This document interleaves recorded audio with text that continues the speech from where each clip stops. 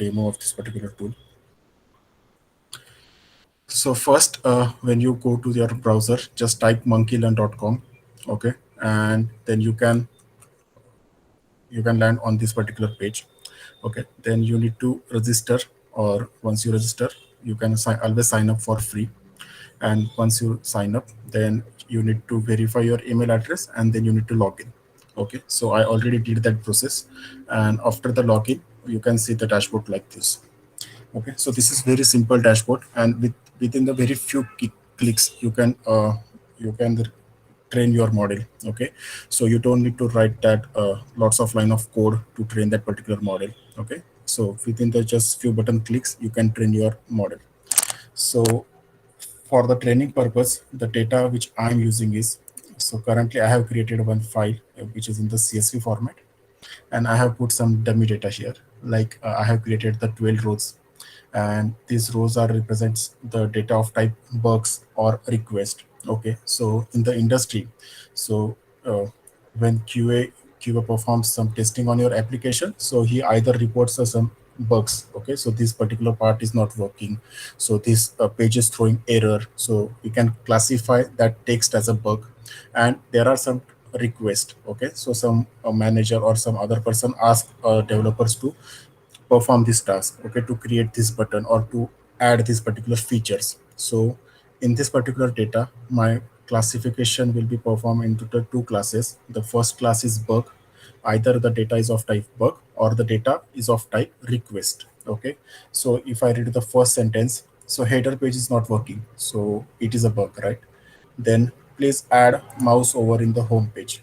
So this is the request, so I can label it as a request. The next one is the shopping cart showing 400 error, so it is a bug. Then checkout page is not opening, again this is a bug. Please update Jira for known issue, so it is the request. So the type of this particular text is a request. Okay, so I'm just classifying this data into the two types, bugs and request. Update daily status, so that is the request. Fixed user menu drop down issue, so that is a bug. Fixed shopping cart hover issue, again this is a bug. Add mini shopping cart, it's a request. Update label in the app, it's a request. Update error link, request. Please work on the to-do task, so it's a request.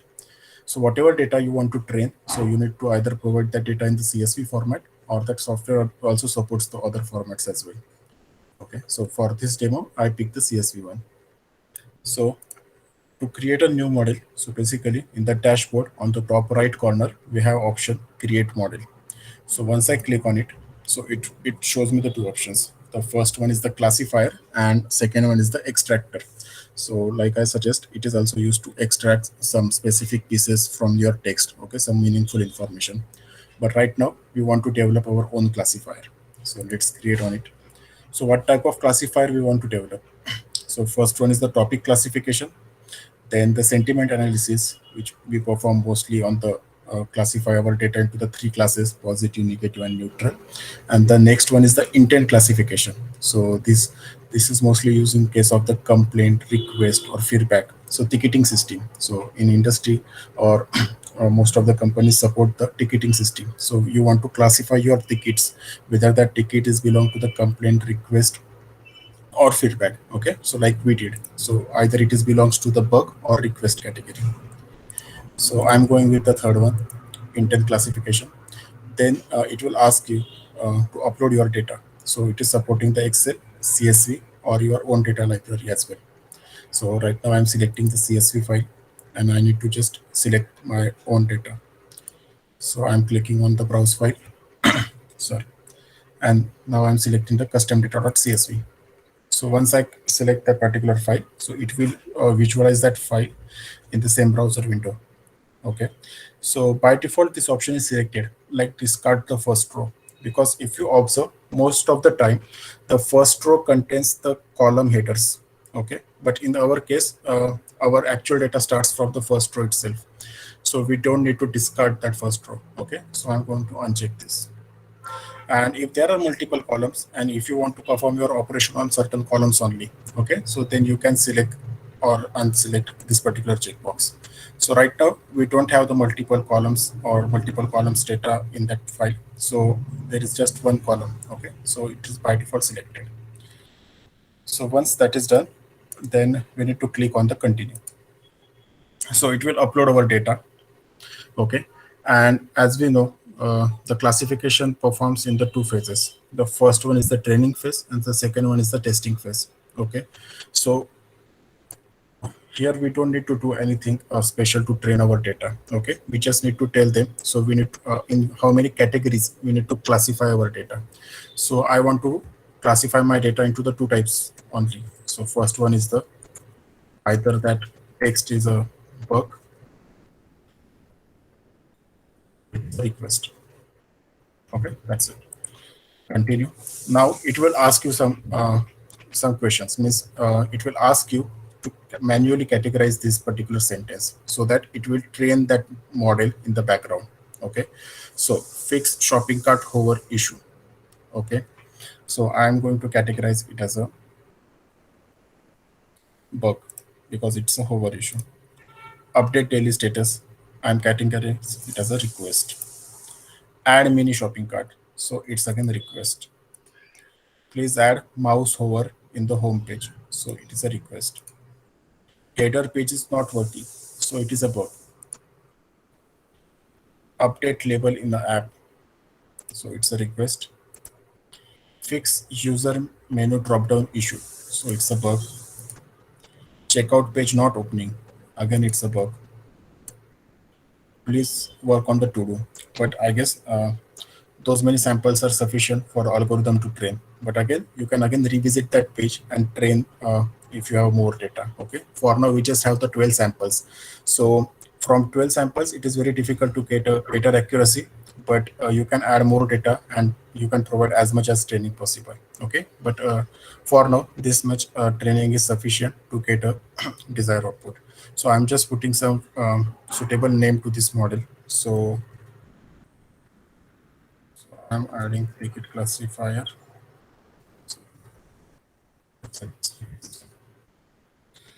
Okay, so again, it will show you the two options, like you can keep training it or you can directly test it.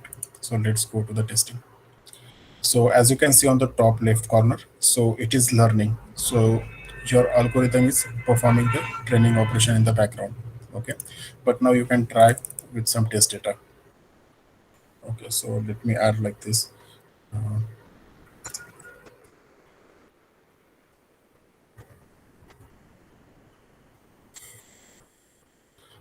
So as you can see, so this text is not part of the training set, so but still it is categorized as a bug and with accuracy of 63.7%.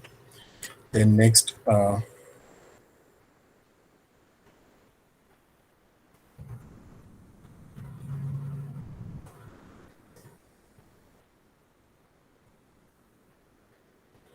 okay, so it's an request. So it is going to categorize it as a request, okay, with some confidence level like 68.6%.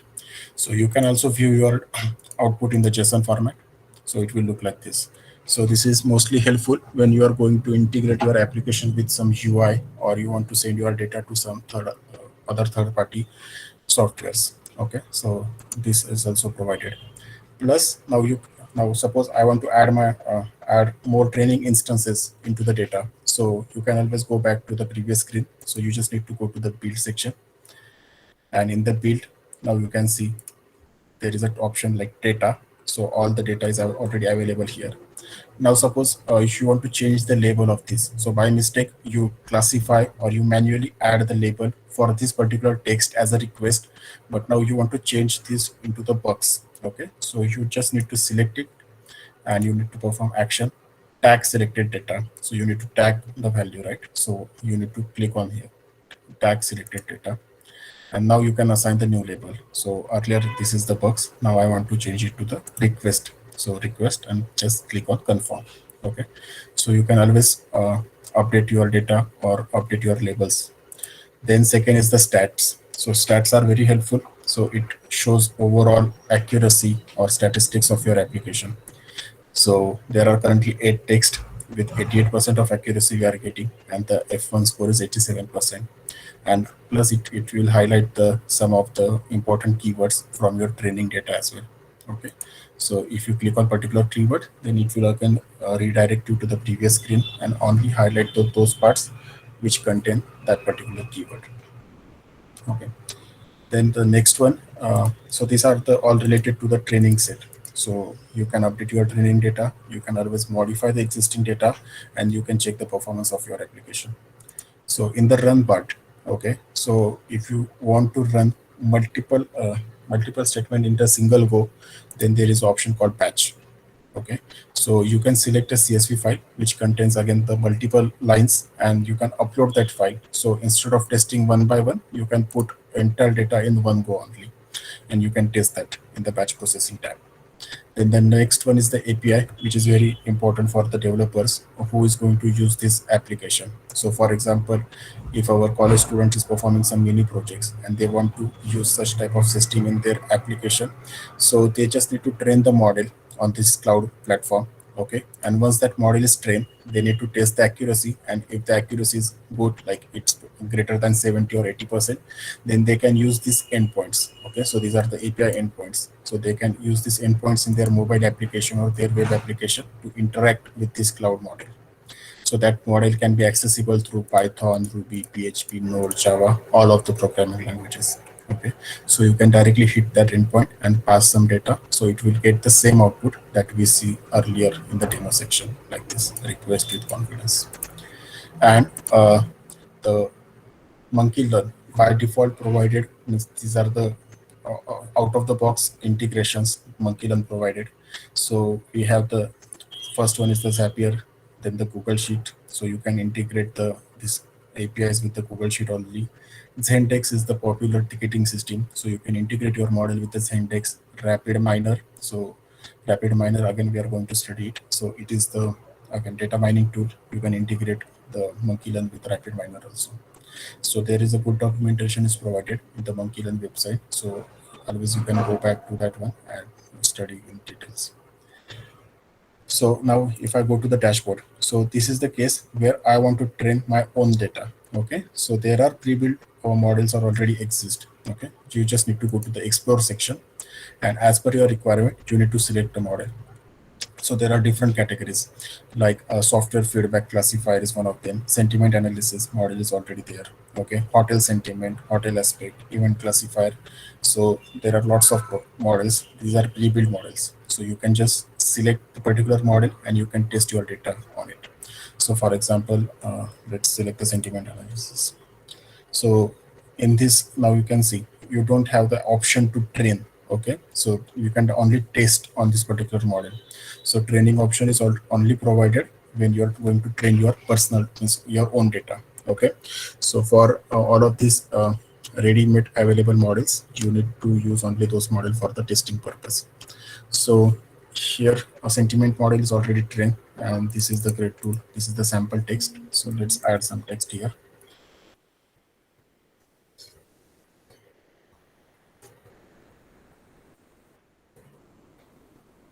Okay, so it is showing it as a negative. So you can use the already available models. Okay, and you can directly integrate those models with the help of APIs and other tools with your applications. So this is the one of the applications of Monkey Learn. So again, so in this ticketing system, once the model is used, you can always delete it.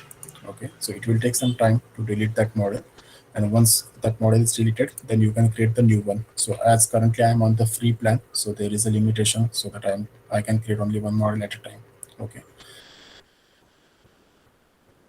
so that's it about Monkey Learn platform. Okay, so it's free for certain days only. So after that, you can always create a free account with the new your Gmail ID.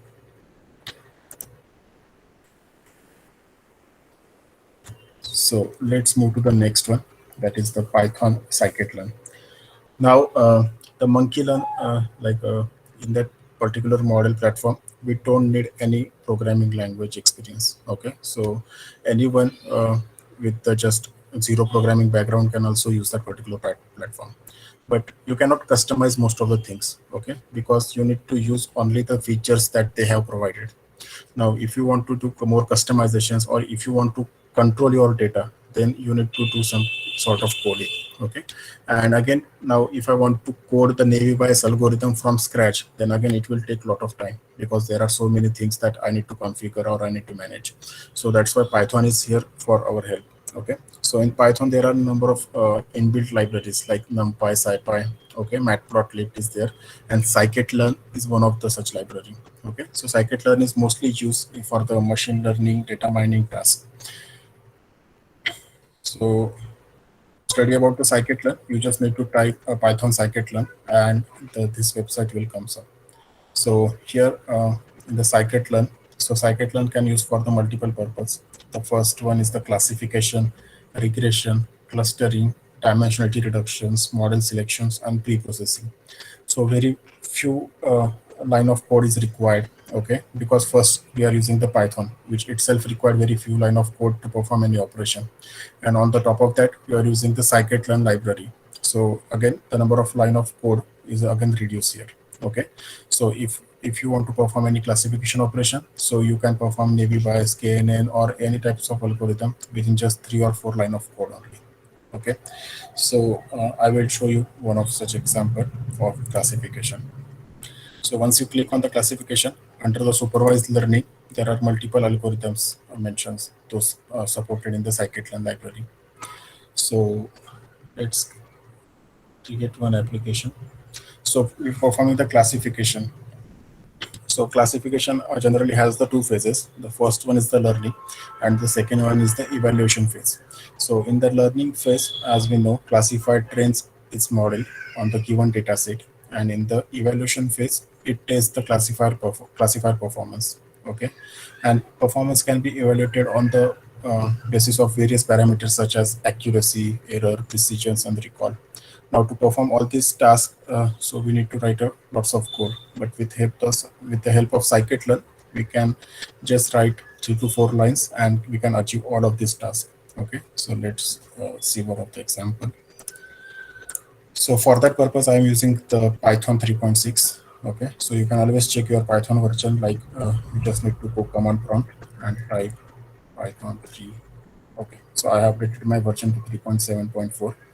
So that's the current version of the Python I'm using. So I'm creating one new file here. Uh,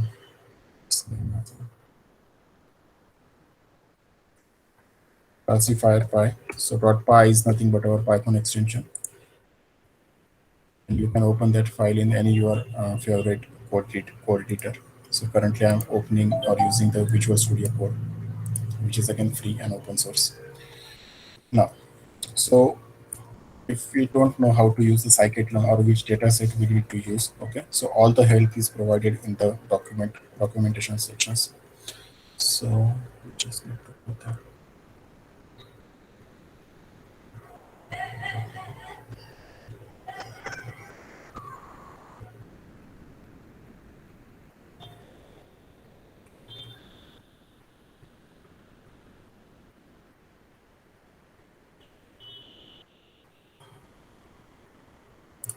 Okay, so I'm using this one.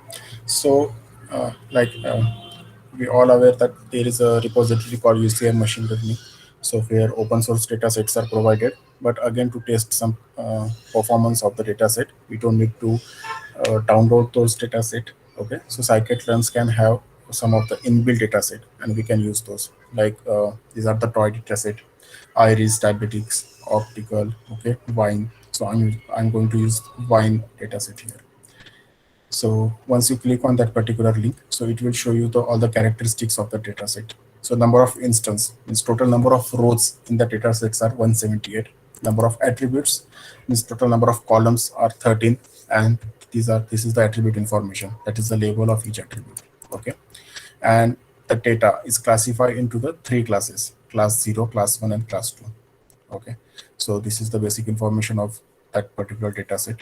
And on the top of it, so it is showing how you can load the data set into your Python code. Okay, so once you click on load wine, so this is the function call actually. So this function call explain. So basically you need to import Scikit Learn, and once you can import the Scikit Learn data set, you can use the load wine data set. Okay, now let's try to add it. Uh, so, so Visual Studio Code provides the IntelliSense, so you don't need to write the entire line of code. So import dataset. Okay, so I have imported dataset. Now I need to load this particular one. So I'm giving name as a y, and dataset equals to I need load y. Okay, so this is the same function call which is mentioned in the documentation, load y. Okay. Now, so we have successfully loaded this dataset into this variable y.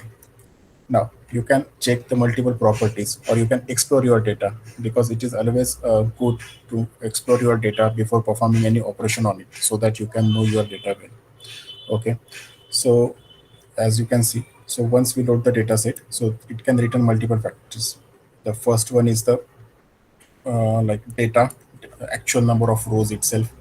Then the target, so target is nothing but your actual labels. Okay, feature names, so feature name is again nothing but the list of the features that your data set supports or your data set contains. Okay, so let's use this one, feature names. So use this one, and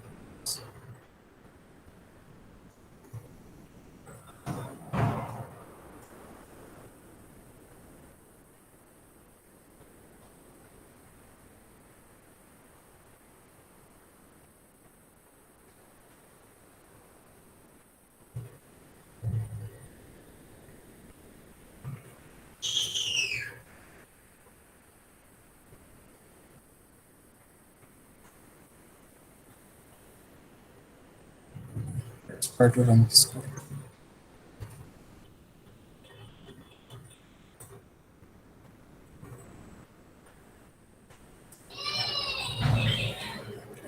It's throwing some errors.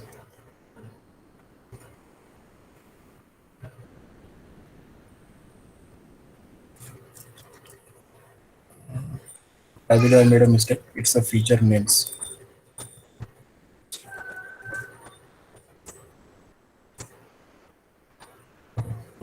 So Python 3 classifier.py. So feature in vines. So it represents all the columns in your current data sets. Okay. So these are the column names: first column, second column, third column, fourth column, likewise. Okay. Then you can print the target names as well. So target names are nothing but the classes, okay, that you are going to predict. So to do that, we just need to write print target names and target names. Okay, so these are my target names: class 0, class 1, class 2. Okay, so these are the actual labels. So our data is going to classify into the three types, like class 0, class 1, class 2. And now if you print the target only, so let's try to print this.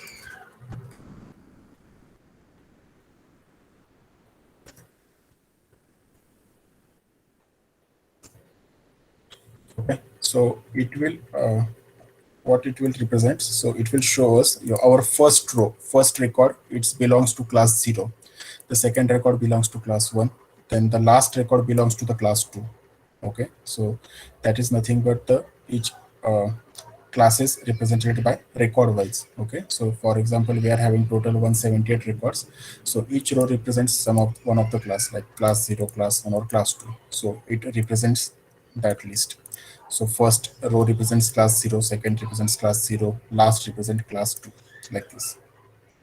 Okay, so you can check this property one by one. So if you want to see actual data, okay, so you need to use this data operator, and Python won't or Python or Scikit-Learn won't print all of the data, because data can be huge. Okay, so it will print only first few records only. Or we can add that instructions, like suppose if you want to print only first 5 records, then you just need to write like this.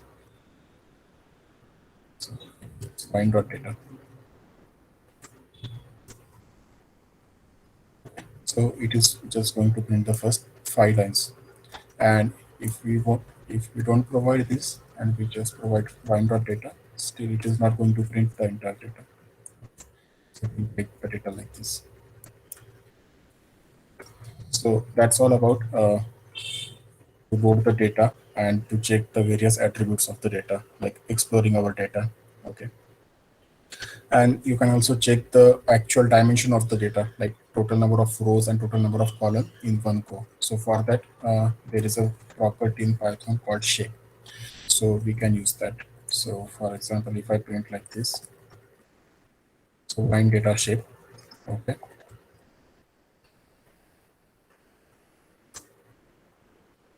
So now it will tell us there are total 178 rows and 13 columns in our data. Okay. So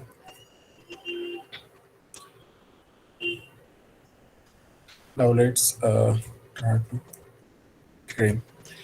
Okay. So now let's try to predict, or let's try to train our model. Okay. So again, I'm going to back to the Scikit Learn classification section, and let's pick a navy bias algorithm.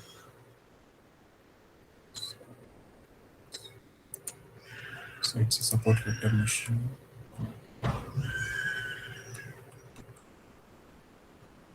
Okay, so this is the navy bias. Okay, so all the navy bias logics can be written this into the 4 to 5 lines of code. Okay, so again, let's break down this one by one. So for this example, they are using the iris dataset, but for we already load our wine dataset, so we can continue with this one. Now, so as I mentioned earlier, so whenever we want to train our model, okay, in the every classification process, there are two steps. The first one is the training, and second one is the testing.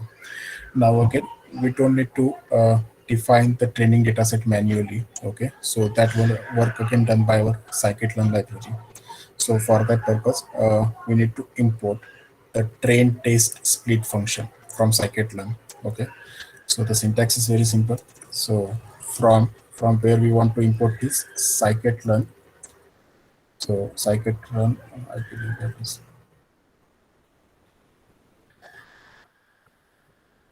model selection. Scikit-learn model selection import train test split. So that's it. And then we need to pass the data to this particular function. And test split. The data is in the format here x comma y. Okay, but generally x represents your number of rows and y represents your classes. That is your output data. Okay, so in our case, so actual data is nothing but wine dot data, which represents all the rows. Okay, and wine dot target. So as you already see this, so target represents the outcome. Okay, the label of each row we can see here. So label of first row is 0, label of last row is 2. So that represents in the target, wine dot target. Okay. Next, we need to mention the test size. So test size represents. So for example, if I assign test size equals to 0.3, okay. So let's say test size equals to zero point 0.3 means if there are 100 rows, so out of 100, 30 rows are used for the training purpose. Okay, and the remaining 70 rows are used for testing purpose. So that is defined by the test size. How much data you want to use for the testing purpose, it is depend upon this variable test size. Okay, and there is a one more variable called random state. Okay, so the use of random state is very simple. Like every time you run your model, okay, the test data will take differently. Your scikit-learn, what it will do, so it will pick your testing data differently. Means first time when you run the model first time, then it will pick suppose first row, second row, and fifth row and sixth row. When you run your model second time, then it will pick the third row, fourth row, and eighth row and ninth row. So if our testing data is pick up differently, then if the testing data is pick up differently, then your accuracy might affect. Okay, so random state, make sure that whenever your models runs, it will pick up the same testing data as previous. Okay, so that's why you need to mention the random state. Okay, and the output of this function, so output of this function is nothing but the training and testing samples. Okay, so for the simplicity, so we mentioned this like we get some train data. Okay, and at the same time we get some testing data. So X represents here number of rows. Okay, we get some rows here, and for those row we have also get some columns. So Y represents rows, Y train and Y test. Okay, so let's try to execute this. So you can see size of training data. So X of train shape.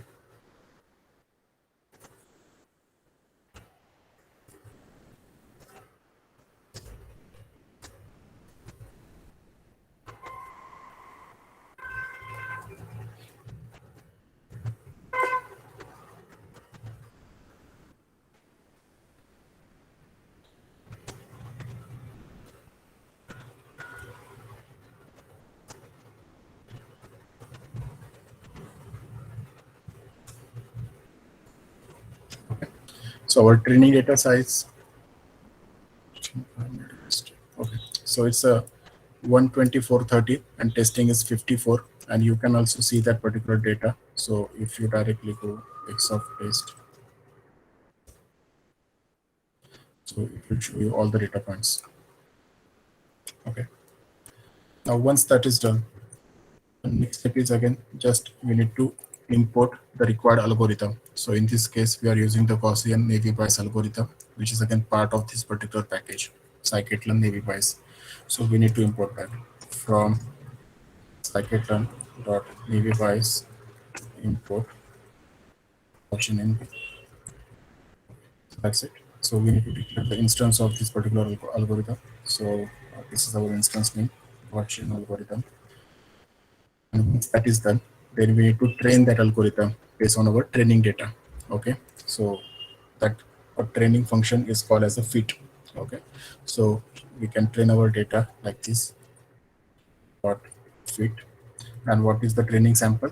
So X train we already received from this particular function, training and testing samples. Okay, X train and Y train. Okay. So X represents number of rows and Y represents their respective labels. Okay. So once we complete the training part, so now we need to test. Okay. So again, by default, Scikit Learn provides many testing parameters. Okay. For that, we just need to use, that is not mentioned here, but we can use that library, that is evaluation model, and it's called as a metric. So in Scikit-learn, you can again import it from Scikit-learn import. There is a function called metrics. Okay, and it will help us to compare the performance between your actual train data and your test data. Okay, so once actually I made a one mistake. So here once the fit is complete, like once we train our model, so we need to predict the value. Okay, so what value we are going to predict? So we are going to predict the value from test samples. Now to do that, so let's create one variable y predict, because we are going to predict their classes only, right? So we create one variable y predict and our algorithm name like GNB, and there is a function called predict. And in this predict function, we need to pass the data. So which value we are going to pass here? Now we are going to pass test values, not a train value. So here we are going to pass the test one. Now these y test. So these y test are the expected outcomes, and this y predict is the actual outcome. Now we need to check so how much close we are able to predict these values. Okay, and that we can find out accuracy by using the scikit-learn this metrics function. So I'm just writing here. Let's see, device for example. So function name called metrics, and there is another function called accuracy score. So in accuracy score, we need to pass the value. The first parameter is expected values. So these are the expected labels.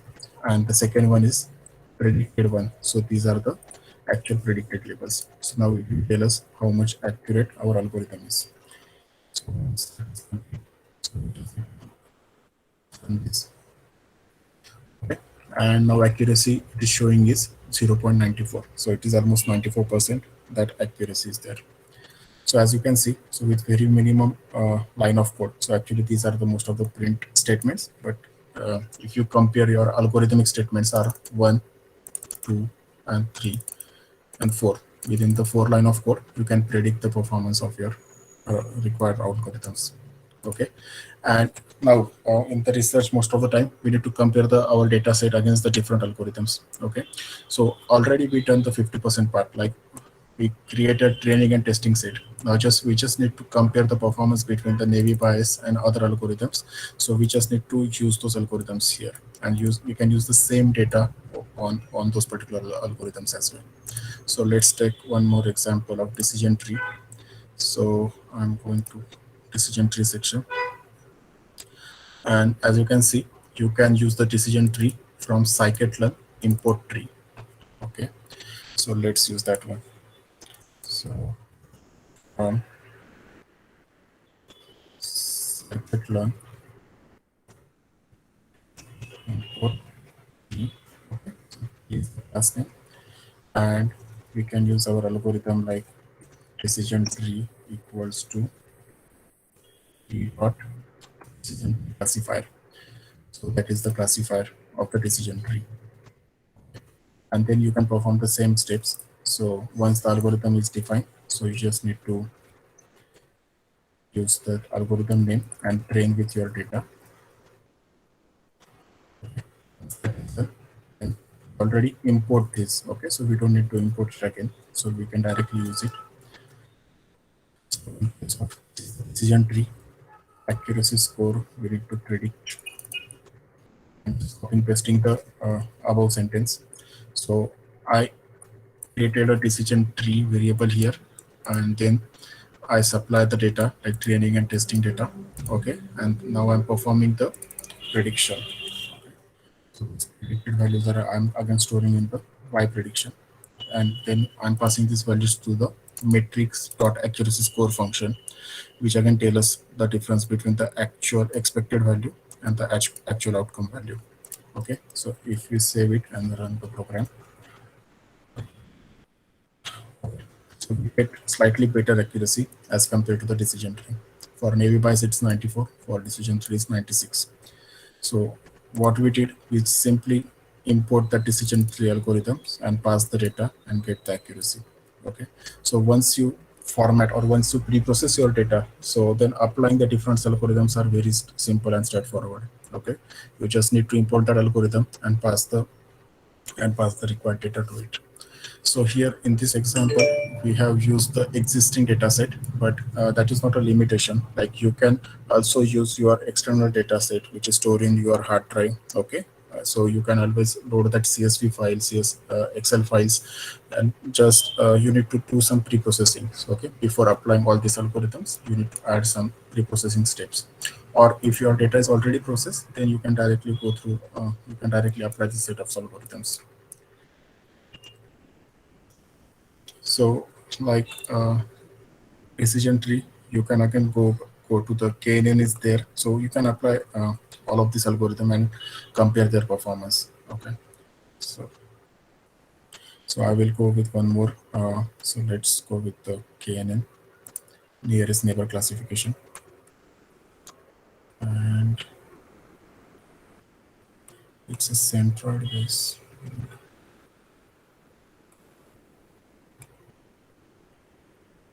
Okay, so let's use this one. So again, for one algorithm, there are multiple variants are available in the Scikit-Learn. Okay, so for now, I'm using the KNeighbor classifier. So which is again part of Scikit-Learn neighbors package. So I'm using Scikit-Learn dot neighbors input, and algorithm that required is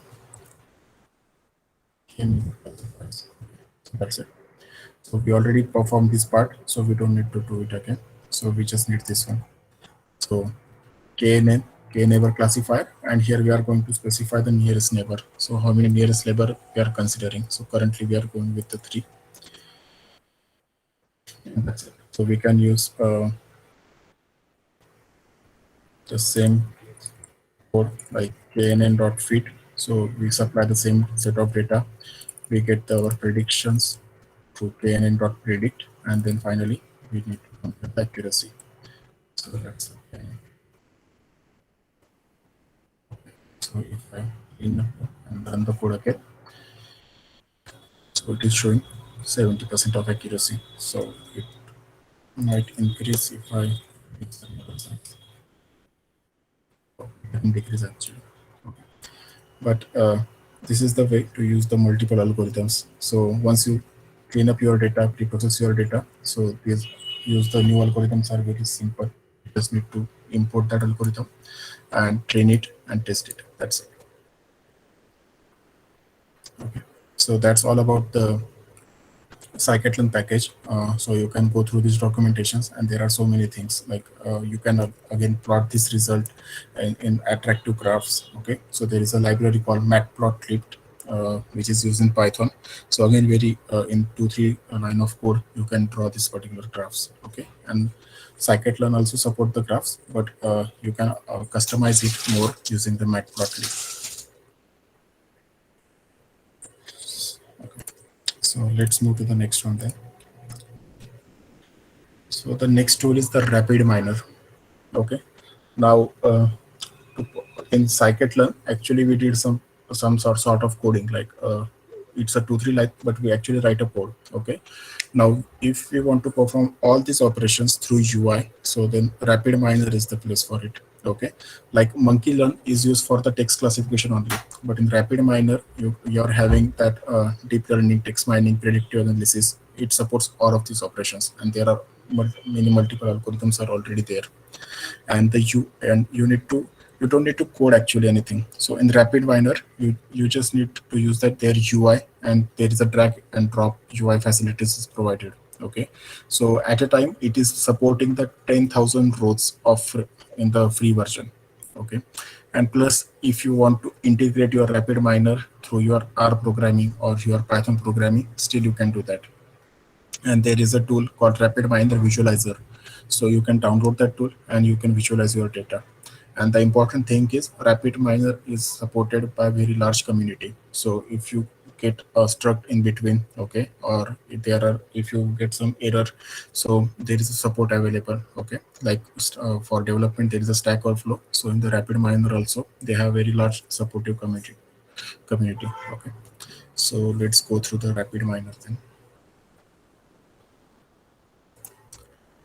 So I already trained some of the model because it will take time to train from the beginning. Okay, so this is the website of the RapidMiner. So again, you need to create your account, and so there is academic license is also available in the RapidMiner. So from your college, you can apply for it. Okay. Then once you log in through the RapidMiner, so this dashboard will open. Now in this dashboard, again, like a monkey learn, you can start with adding the data, and you can customize your algorithms. So I click on the add data. So I'm going to add the wine data set. So this data I have downloaded from the UCI machine learning repository. Okay. So once you select that data, so it will load your data here, and again it will visualize it. So it will show the column type as well, numerical, categorical. Okay. So and then it will show you the choice what you will need to perform with this data. So I want to build a predictive model. I don't want to find patterns in the data, but it is also used for pattern mining. So let's create a new model. So it will ask to choose a column to predict. So if you, okay, let me open this data. So this is the wine data set. So if you see our first column is represents the classes. Okay. So mostly the class representation is the last column, but in the wine data set, the class representation is performed at the first column. So this row belongs to the class 1. So like this. So this row belongs to the class 2. Okay. So our first column is represent the classes. So in the RapidMiner, you need to select which column is your which column you need to predict. So which column represents your Sure, classes. sir. Okay. So here I'm going to select the first one. Your voice is Yes, sir. sometimes breaks actually. Okay, sir. Is it better now, sir? Yes, yes. Okay. Okay, sir. Thanks. So once I select the first column, okay, now it will show us the statistics like how many number of rows belongs to the first column. So there are 58 number of rows. How many number of rows belongs to the second class? That is between 1 to 2. That is 71. How many rows are in between 2 to 3? That is 48. So this is your class distribution from your data. Okay, and this is done based on the first column. So that is also shown. So once that is done, you just need to click on the next. Okay, so this is again important section. So most of the time in our data, some of the columns are having missing values, or some of the column values are or rows values are not matching with the others. Okay, so RapidMiner will tell you so which is the poor quality input in your total data set. Okay, if I click on this, so it will show me that this is the poor quality input compared with the other one. So if you want to remove it, you can select it and remove, and if you want to keep it, then you just need to click on the all. Okay, so that will work as well. So it will show you so which is the questionable data. Okay, so maybe this type of data can impact the overall performance of your model. Okay, so you can remove that data before you train your model. Okay, so now for in this case, I'm going to keep that data as it is, and I'm just clicking on the next one now. So in the RapidMiner, so it's like a different types of packages. Okay, the first one is so which type of performance you are expecting from this model. So if you are expecting very high accuracy, okay, so you need to select this one. So it will take some more time to train your model. Okay, because it will go through the number of iterations. But if you are expecting very easily interpretable model like decision trees and some simple algorithms which require very less time for execution, so you need to select this. Okay, but if you select the high accuracy, then it will also execute some deep learning algorithms, okay, on your data, which requires some more time, but which results in the high accuracy. So for now, I'm selecting the high accuracy algorithm, and all this algorithm execution is performed on the RapidMiner cloud. Okay, so there is a desktop-based application also available. You can download that and you can use that. But currently, they have provided the cloud applications free for the 5 days. Okay, but again, you can use the different email addresses and you can use extend that subscription. So if once I select the high accuracy, so again, if you click on the advanced setting, so it will show you all of the algorithms. Like there's a deep learning algorithm available, decision tree algorithm, random forest, gradient booster, support vector machines, and once you click on it, you can customize some of the parameters. Okay, so automatically optimize this. So I'm going to keep all of this parameter as it is and just click on the run analysis. Okay. So as you can see, so it will visualize the end results for you. Okay, so currently all of the algorithms are in the queue and executing one by one on the cloud. So deep learning completes the first, then decision tree, random forest also complete. So once all algorithms are executed, then it will show the graph. Okay, yeah, that is done. Then now, as you can see, it is showing the root mean square error of the all of these algorithms like deep learning, decision tree, random forest. Plus on the left, you can go through one by one. Means if you want to see the decision tree, which type of tree it is constructed, so just click on it and it will show you the results in more detail. Like there is a root mean square, average absolute error, relative error, all the performance metrics it is showing. Plus it will draw the tree for you as well. Okay, so this is the decision tree it is constructed from that sample data. Then random forest, if you go to the random forest, so these many trees it is constructed. So it is constructed around 20 trees. Okay, so this is nothing but the breakdown of your main tree into the subtrees. So again, it will give more insight on that particular data.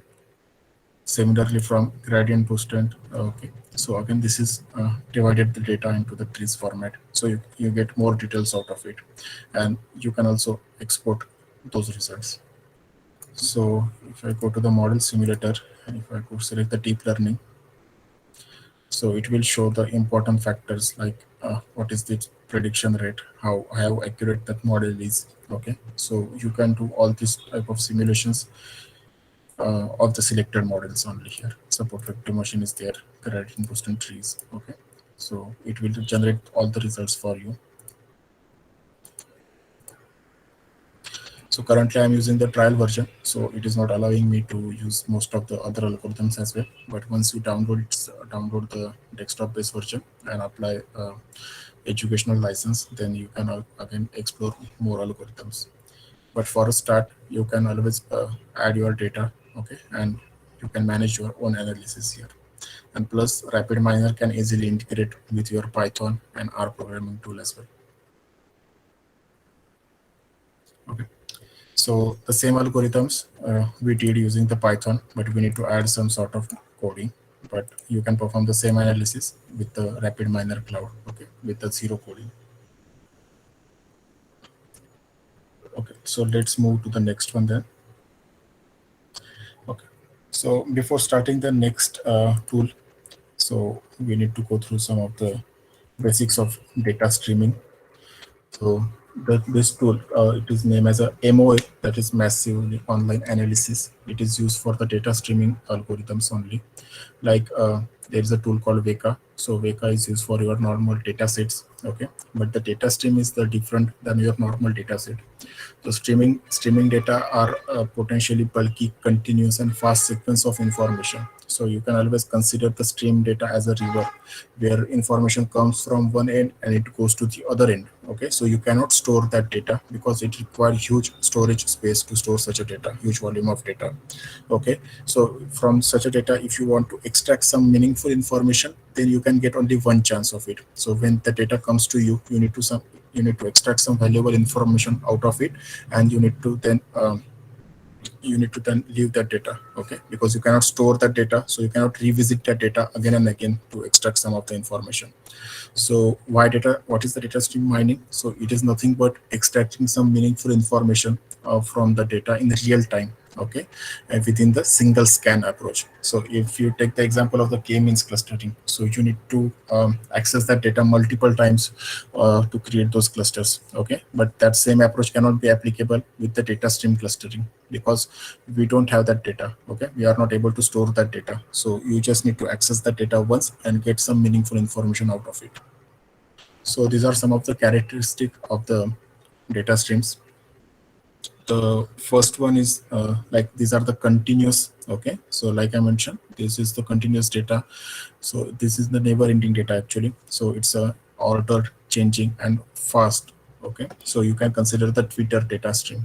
So per second, per minute, there are lots of number of tweets are going on. Okay, so you can consider that data as a data stream. So traditional TPMS, in the traditional TPMS, our data is finite. It is not changing continuously. Okay, so it is the persistent data set. So the characteristics of the data streams are, these are the huge volume in nature, and possibly the infinite. These are the fast changing, requires the fast assistant. Okay, so which requires the real-time response. These data streams capture nicely our data processing needs of today. Like I mentioned, the Twitter data set. The random access is very expensive because you cannot store such a data, and if you want to store that data, then it requires the huge storage space. The so we can just store the summary of the data. Okay, high level summary of the data, we can store that. And the mostly of such a data streams are multidimensional in nature, so it requires multiple levels, needs multi-level and multidimensional processing as well. So these are some of the applications of data streams. So nowadays it is mostly used in the telecommunication, call recordings, security monitorings, web logs, web page click streams. Okay, these are some of the massive data streams and their applications. And the challenges on the data streams are, these are the rapidly evolving data. Okay, so most of the time, if you are focusing, look, for example, in the morning, if you collect the data stream between the 9 to 12, so there are suppose 500 classes are there.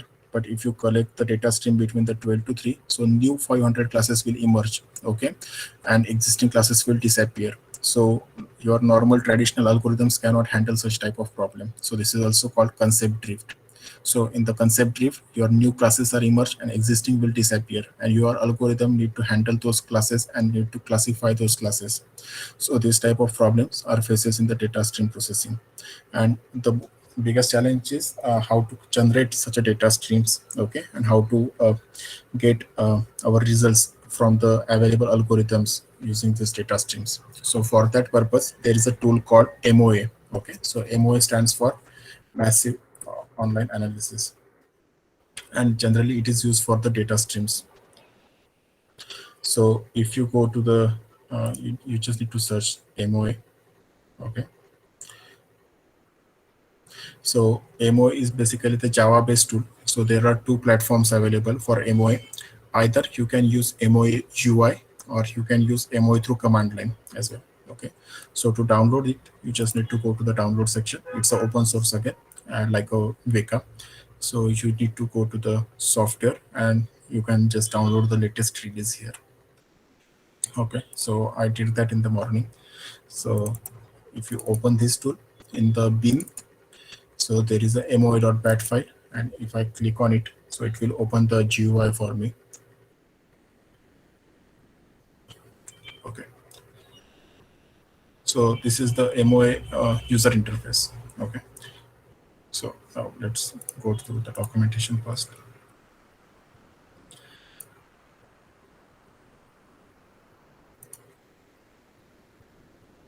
Okay, so if you want to use MOA, then from command line interface, then you need to install the Java version, and then you can run this command. Okay, so it will again trigger the same UI, or you can directly use the MOA packages in the Eclipse also. Then if you open the MOA on the left hand side, so it is showing the different types of operations that you can perform. Like you can perform classification tasks, you can perform regression, multi-label, multi-target, clustering, outlier detection, concept drift detection. Okay, so it's same like a Weka, but it is used for much data stream purpose only. Okay, so let's go with the clustering. So once I select the clustering, so you can select the stream type. Okay, so like I mentioned, so there are predefined algorithms which we can use to generate the data stream. Okay, so if you want to introduce some noise, if you want to introduce some outliers in that particular stream, then you can do that. Plus it is also supported the external stream. Means if you have some data in your file, and if you want to use that particular file data in the existing algorithms, then also you can do that. Okay, so once I click on the edit button, on the top of it, it is showing the different types of streams are available. So if I select the file stream, then I need to select the files from my local system. Okay, but currently I'm going to select this one, random RBF generator. And again, as per this algorithm, there are a number of parameters then you can tune here. Okay, so this flexibility is offered using the MOI. So once I select, click on OK. So now you can compare the performance between the algorithms, algorithm 1 and algorithm 2. So let's click on it. So these many algorithms are currently supported in the MOI for data stream clustering. Okay, so I'm selecting the basic one. So cluster generator, and let's compare the performance with the DB scan. So I'm selecting the different algorithm here, DB scan. Again, if you select the DB scan, you need to set up the beta, radius, lambda, so multiple um, parameters you can tune here. But again, the default values are already provided. And plus, if you don't understand this value, then you can click on the help section. So for each parameter, the reference is already provided. Okay, so what is the default value? What is this value? Okay, so you just click on that particular help section. So once I click on OK, so we set all the parameters. On the right hand side, we can select the evaluation measures. So you can select the different evaluation measures as per the requirement. So currently I'm not going to select any of this. I'm just keeping the default one as it is. And now I'm clicking on the start button. Okay. So it will show you result like this. I'm doubtful the font is very small actually. Okay. So now it will showing the F1 of took 33 millisecond. Okay. General took 37.0 millisecond. Separation took this much milliseconds. Okay, so if output is not clear from this, so we can switch to the visualization part. Okay, so now in the visualization, so let's restart this process. Okay, so as you can see, so as per the data streams, it is creating the clusters in the real time. So visualization speed is very fast, so let's reduce it and again restart it. So we can see the data visualization. So this is the algorithm first on the left side, and this is the algorithm second on the right side. And plus these are the different performance measure. So purity you can check, recall precision, all these values it is available here. Plus if you want to monitor only the points, so okay, so you need to uncheck these values and again restart it. So now it will show you only the points, how the points are going to clusters. And if you want to micro clusters only, so this is again important part in the data streams. Okay, so this is the place where you are going to store your summary of the data. So once you run this, so it will show you how your microclusters are going to be created.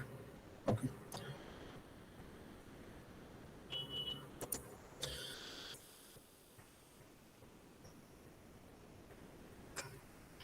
so if you want to run only one algorithm, you just need to hit the clear button and again you can start on the resume section, or you can go here visualization and you can do that same thing. So for outlier, so these are the outlier detection algorithms. So currently Wake also support lots of outlier detection algorithms that you can connect with your data streams. Okay,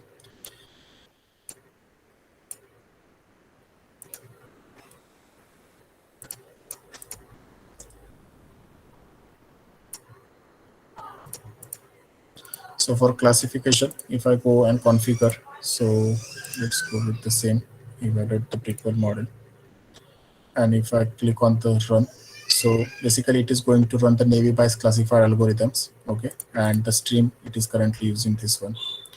So once I click on the run, so it will start the classification process and it will show you the required result here.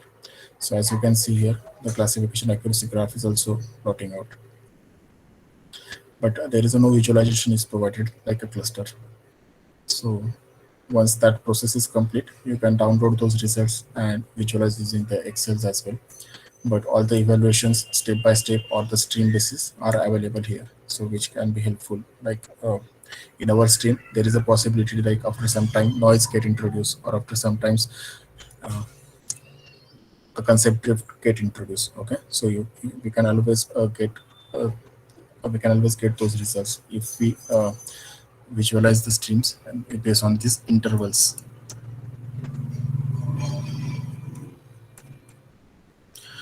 And again, the documentation of the Veka provided all the tutorials. Like if you go to the tutorial introduction one, so this is where they have explained how you can start, how you can use the different algorithms. Okay, so as per your need, you can always go to the different part of the tutorial and you can get more information from them. So like we said, this getting started with the clusters. Okay, so all these parts one by two, one by one, they have explained all the GUI parts here. Okay, so what is ground truth, what is the points, what is the micro clustering, so all the informations they have already provided in their documentation. Plus if you want to use the custom data sets, so there is a section called data sets. So in that section, different data sets are already provided, like forest cover, poker hand, electricity. So these are the mostly same data set. Those are available in the UCI machine learning repository. Okay. So we can also use those same data set, or you can also create your own data set in the ARFF file format that is supported by Weka, or CSV file format that is also supported by the MOA.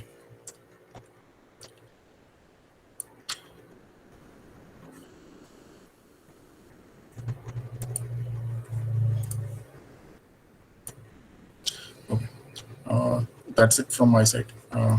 So do you have any questions?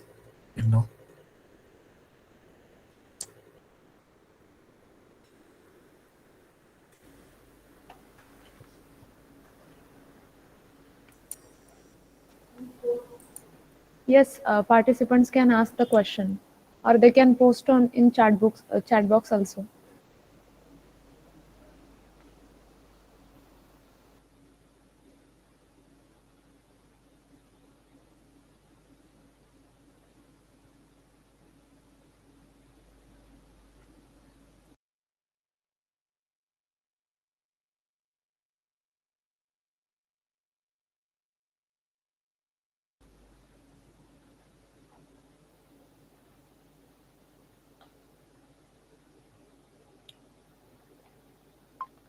Yes, sir. I wanted to ask one question.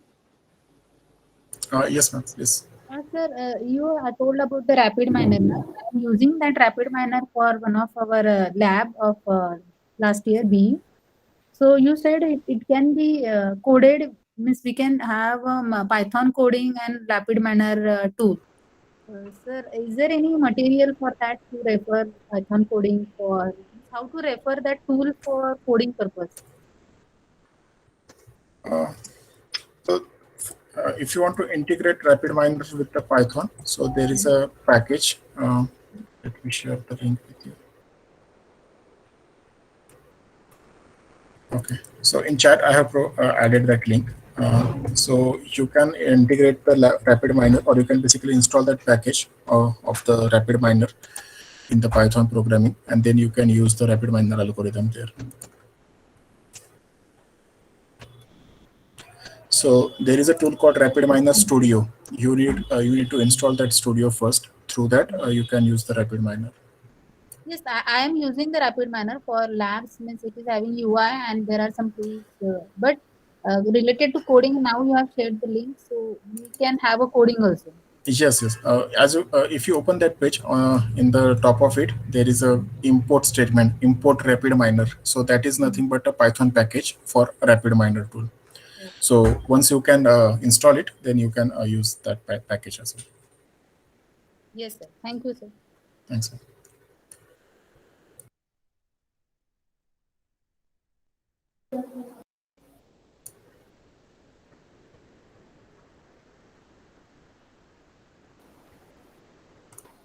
Okay, sir. Is there any question?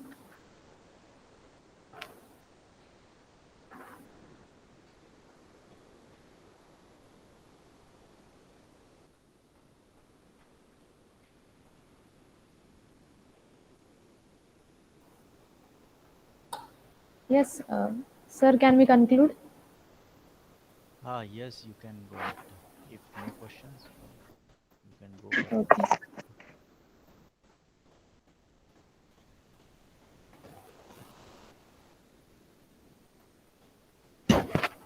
Okay, sir. Thank you so much, Gaurav, sir. It's really informative practical session, as we always waited for it. So now I request to Mandlik sir to give vote of thanks to our speaker. Thank you, ma'am. I would like to thank Professor Gaurav Bhambre sir for his valuable insights in data mining tools like Monkey Learn, which is a machine learning platform for text analysis, Python Scikit Learn for more detailed analysis, RapidMiner, and DataStream for MOA. Thank you, sir. And special thanks to all our participants for taking time out of your busy schedule to attend this FDP on Essentials of Data Science. We look forward to welcome you all again tomorrow at 11:30 a.m. Thank you all. Over to you, ma'am. Yes, thank you, sir. Quiz will be posted on WhatsApp group itself. Thank you. Thanks to all. Thank you very much. Bye.